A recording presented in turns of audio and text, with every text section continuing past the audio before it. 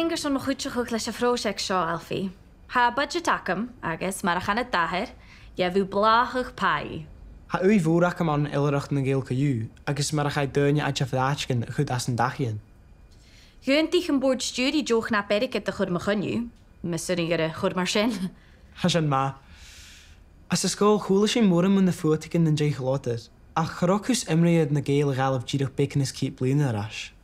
Well, chadeach in na chud as an taon le uachgarin, be bochgain is cín choramin a thugáras in na coirsnach an ágal. Fis acam gym ffair jalavin ma gan da heach fór ag ag stjornavag agus na héile na maies yn marloch agus yn metagama.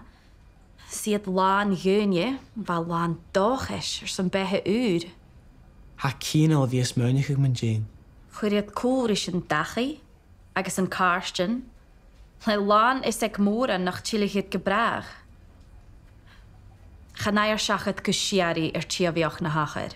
Is sin cínse go bí sin fáiseach san taispeanach. Hanna séine dyn a vis a klárach stú sin an taispeaniad árain a heag ach fémar smúneach gur fioin ile. Meneer liste fyt sin tuigi anu. Ha beach na ga acham sé, is son brán agus cáineach déimein a chaile grúamach. Ma jóor na fachlin ar hon. Ha duine jóch an áran. Sfyr ha lúmsin fánig ili géin an gacu mise, ga je skrifach le maher, si giúndrain a mach go gal a vir a vette gama. Ha bránach ach brie. Agus déimein on ha bríne dachis, mar ilin bí súntach. Hain caution na scola ag imig mád. Cha nair fáin na speáhala. Ach ra Fuadaichean gynno tuv ile idd an stádi.